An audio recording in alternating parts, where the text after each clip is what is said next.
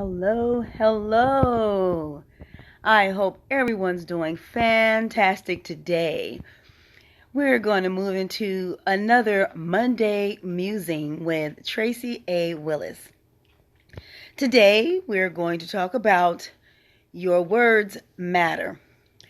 And the reason this is coming up because I witnessed different people who have various circles of influence, and they don't often think about when they make a statement how others perceive them when they go back on that statement. Now, many of us are watching this happen every day in the news. We watch it happen with politics. We watch it happen with corporations, many entities. However, we also see what happens when those people make certain statements and then go back. After a while, you get to the point of saying, you know what, I don't have to listen to them because it's clear they don't know what they're talking about or they can't make up their mind. So after a while, you begin devaluing that person's opinion about something. So if you always keep in mind that your words matter, then you're more likely to be solid about what you say. Here's an example. I see it happen quite often. Someone gets frustrated with social media, Instagram, Facebook, or whatever it is. They're frustrated and they're like, that's it. I'm done with Facebook. I'm done with Instagram. I'm done with whatever, Snapchat. Somewhere within 24 hours, 48 hours, they're back because they made their decision and their announcement in the heat of an emotion. So now you become the person who cries wolf because clearly you don't know what you want. Another example, let's say you're a person who decides you're going to diet, you're going to change how you eat or change your workout routine, whatever it is.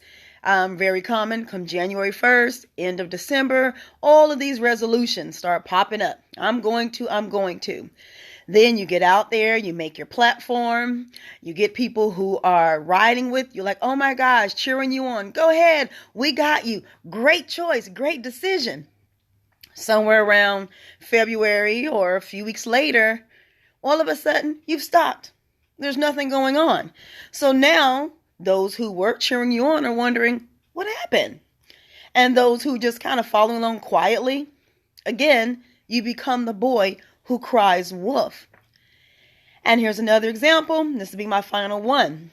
If you happen to have a major circle of influence, let's say you're the head of a corporation, the head of an organization, a church, anything on that level, school, what have you, and you tend to make big grand announcements about something you plan to do, whatever it is, once again, changing eating habits, or I'm a person who teaches this way, but I'm going to change. I'm going to do it this way. Or, we're going to change how we handle certain financial decisions, whatever it is.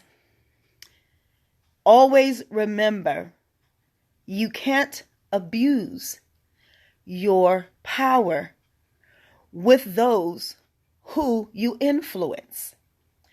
When you do that, you start to chink away at the faith and the trust those people have in you. If you're going to get up one day and make this fantastic announcement that whatever it is, starting on today, our organization is going to raise funds for the homeless, and we're going to have drives, and we're going to, get socks and so on and so forth, and they rally behind you. A few weeks later, a few months later, that's not your speech anymore. You've changed. Now, those people who were your support base, your team, now they're like, well, that person can't make up their mind either.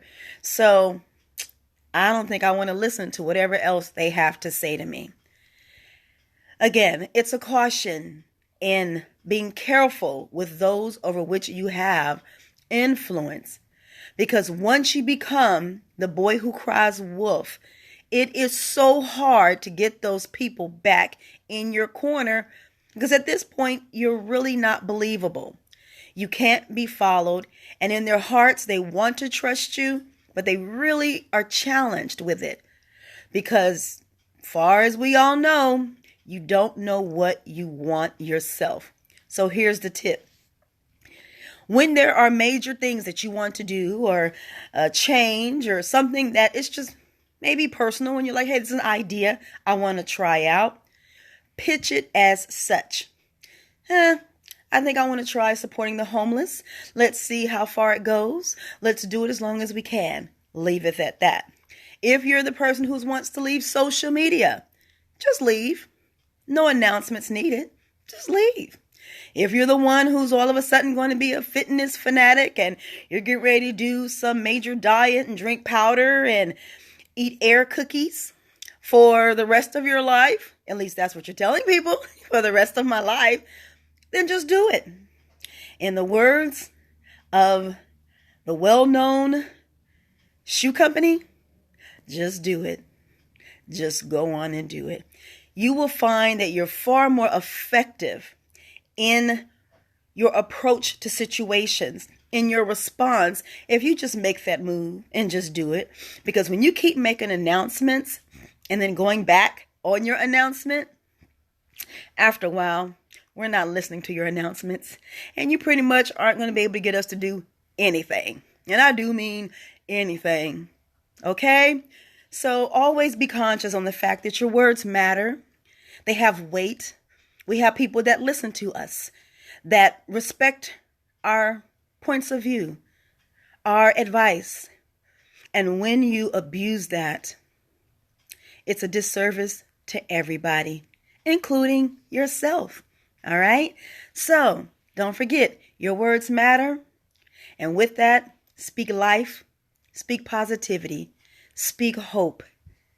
And you'll get much further than speaking things based on your emotions or something you heard last week and you decided that's going to be your way to sail for a little while and then you change your mind. Let's not do that, okay? Thanks everyone for joining me. Have a fantastic day. Bye-bye now.